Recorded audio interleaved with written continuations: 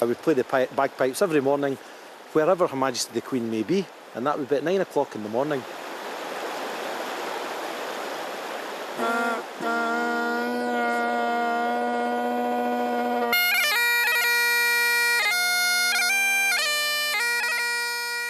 The Queen was fond of Scotland and its sound. Wherever she was, her day typically began with the bagpipes, a 15-minute selection by Her Majesty's Piper on the stroke of 9 a.m.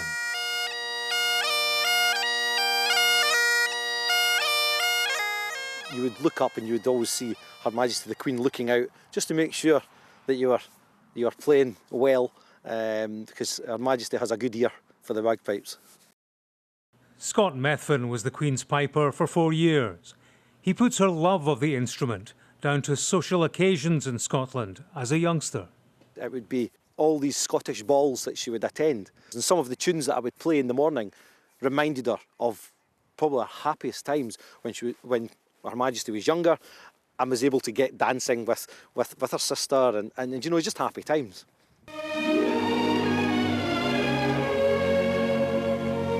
The royal family spend most of their time in public duty, and the British people respect their few private hours and leave them to enjoy their relaxation like any other family. Of time spent in Scotland, time on holiday was invariably spent at Balmoral. Their millions of friends cannot all be there, so we are invited to meet them through the medium of the camera. She was a queen with Scottish roots, a descendant of Robert II, King of Scots. Her mother's ancestral home is in Scotland, Glamis Castle in the county of Angus, where Elizabeth, the Queen Mother, is remembered in photographs with the child who would be Queen. Louise Tate was the royal family's press secretary in Scotland for 15 years. She says the Queen had an affinity with a country and its people. There is a deep understanding, connection and empathy. She gets how Scottish people tick in terms of what they get excited about, what perhaps doesn't excite them so much. And she just really gets that straightforwardness about Scotland. She understands that, you know, Scotland does punch above its weight in terms of just its outlook. One of the biggest exports is people, and people are always outward looking, and I think there's something she admires about the Scottish character. Royal Deeside had its royal duties, not least the famous Braemar Gathering. It's the annual Highland Games event, the visual spectacle that brings the crowds and brought a smile to the royal box.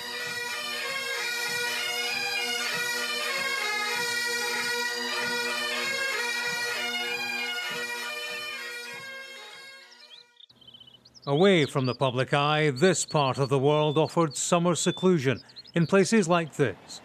Honka House is the log cabin through the woods. Here the Queen would go for a picnic or barbecue with family and friends. She has spoken to me about how difficult she found it to leave here. Very often when the Queen was taking her leave, she'd be looking out on the start of autumn colours and so on, and she would talk about the seasons and how things are always going on, and there's these cycles, and she would say, and I suppose I'm going to miss the best of the autumn colours here. She said, I must stay longer next time.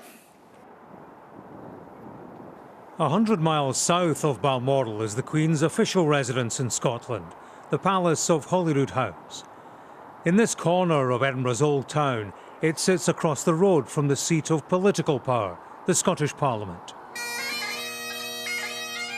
At the start of each new session, the Queen would make the journey next door and meet the neighbours. It's a short trip, but it was long on sentiment when she addressed the chamber for what would be the last time in 2021. I have spoken before of my deep and abiding affection for this wonderful country, and of the many happy memories Prince Philip and I always held of our time here. It is often said that it is the people that make a place, and there are few places where this is truer than in Scotland. Before Scotland's 2014 independence referendum, the Queen was heard to say she hoped that voters would think very carefully about the future. Whether or not that was a political intervention, the Queen didn't necessarily need big statements to have a big influence. Queen Elizabeth II has been an important glue, a bond of the Union, because she herself has been very conscious of the need to be aware of the different nations which make up the British Union. That's especially the case for Scotland because of her Scottish ancestry going right back to the medieval period and her special concern, and I would say special love for Scotland.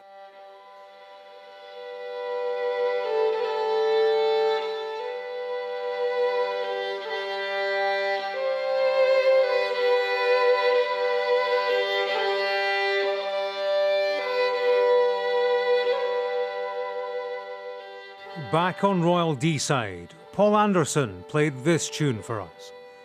He played it for the Queen in Crathie Kirk. It's a lament for King George V, her grandfather. He's remembered here, and so are other monarchs past.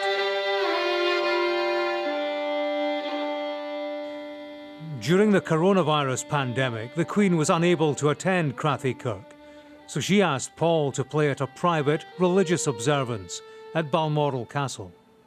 I think it was basically how much she was missing that side of life, the coming up to the kirk on a Sunday. I'd say it was actually, there was more concern about how you were coping, actually was my feeling about it, which I think is probably gets lost as well, that folk didn't see that personal thing. She does care about the folk that she knows for the community, and I think she felt for the folk in the community and what they were going through at the time.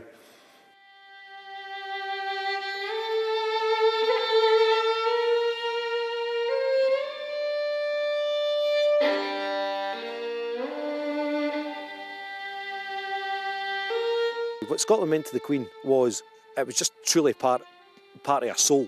You know, it was everything to her, absolute 100%.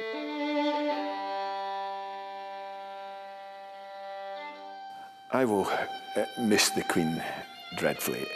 People around here really respected the Queen, thought very, very highly of her.